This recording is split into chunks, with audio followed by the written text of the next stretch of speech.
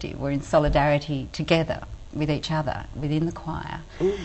So the name signifies something at both levels, I think, both internally and with the community. You know, we make we are involved in a lot of gigs, a big range of gigs, which is very interesting for us as members of the choir, and really helps, I think, the morale of the choir. It moves us along, keeps us all. I think that's why 20 years. The choir's been around for 20 years because of that solidarity with so many issues in the community.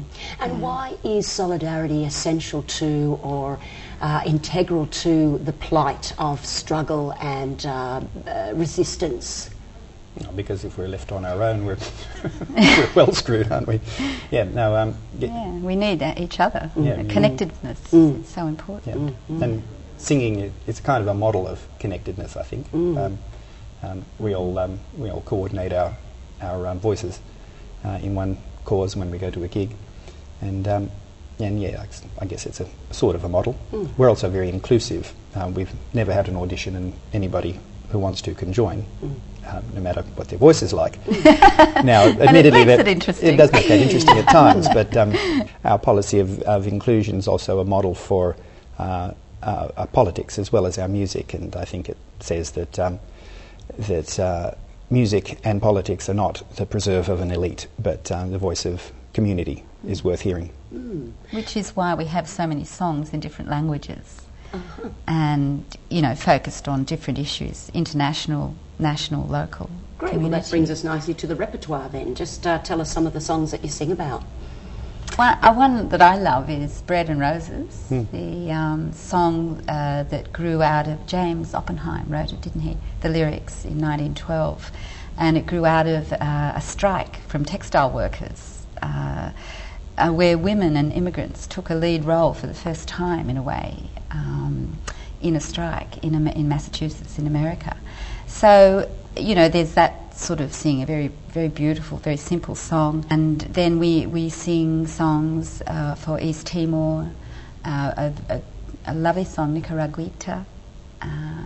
You know, so we have a whole bracket of union songs. We've got about 60 that are... About 60. An amazing challenge for people who aren't professional musicians to master both the lyrics, the rhythms, the melodies. And the harmonies. Yeah, and the harmonies. And I think, considering the backgrounds and the variety of people that join, it's fantastic effort for Miguel also to try and mould them.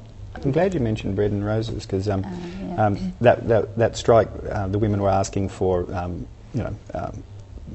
adequate pay, but it's a demand not just for economics but also for culture, because they wanted they wanted to have all the good things of life, and so we're out making a similar demand. That's right. So one of the most famous songs is the Internationale. Can you tell us a bit about its origins and what it means in today's present political climate? Okay, interesting question.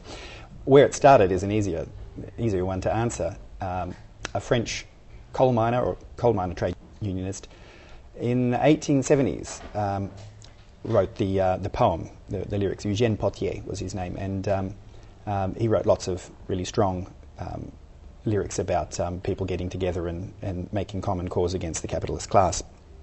And he was a member of the Paris Commune. He died about 15 years after that, but on his deathbed, one of his comrades, a musician called Pierre Deguetté, had written a very stirring tune to one of his poems, which was the Internationale. And so the original lyrics are, of course, in French. It's a French song, and I think it works very beautifully in that language. Translations tend to be a bit stilted and awkward. The song is very rousing, very stirring, and it's moved on. What it means is different for different people. People who lived in Eastern Bloc countries don't go for it that much, even though we might have lots in common with them politically as well. I think in the West it's always been an anti-capitalist song. When we sing it, we're obviously not thinking about Stalinism or some of the grotesque uses to which that beautiful piece of French music was put, but we think of it in similar terms to most of the people in the West, which is that it's always been an anti-capitalist song, a song about us getting together and making common cause all around the world to get rid of the hideous, corrupt power of big corporations, and that's a good thing. And in terms of how it relates to our climate, our political context today? Oh, well, I think it's we were singing it just a couple of days ago, and I was thinking about the lyrics and the problem, I think, of mobilisation, of connecting to people, of getting them off the couch and into the community. The lyrics, I think, also address very much the people, of mobilising people to get out there and be active. That we do, I think, have a problem in today's society of getting a widespread mass sort of activity against the sorts of things that are being imposed upon us. So the lyrics remain pertinent over 100 years on. Rise ye servile masses, arise. It's fantastic lyrics, really. And, to get people away from the seduction of, well, they'll be watching TV. Hopefully this will be slightly different. But I think they remain relevant, as well as the melody being such a stirring thing. So, these things don't pass. Capitalism isn't a fad. Well, when we come back, we'll just wrap up this segment of the interview for now, and we'll come back, and I'd like to talk a little bit more about how the role of music intersects with exactly that, mobilising people, motivating people to come out and voice their opinion, whether through music or through in other events. So stay with us. We'll take a look now at some more songs of the Solidarity Choir. As we are marching, marching in the beauty of the day, our million darkened visions, a thousand billboards grey, are touched with all the radiance that a sudden sun discloses. For the people hear us singing, bread and roses, bread and roses.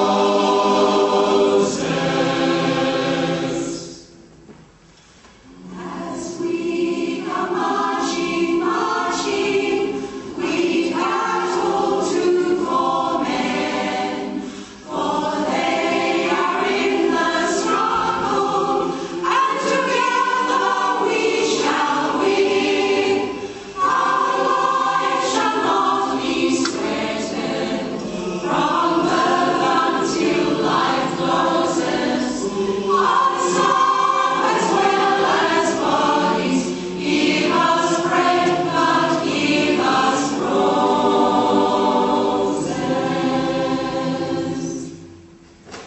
As we are marching, marching, unnumbered women dead go crying through us, singing their ancient cry for bread. So hot and love and beauty, their trudging spirits new will suit. Yes, it is bread we fight for, but we fight for roses too. As we are marching, marching, we're standing proud and tall. The rising of the women means it's a rising of us all. No more the grudge and lion, tender and toil where one reposes, but a sharing of life's glories, bread and roses, bread and roses.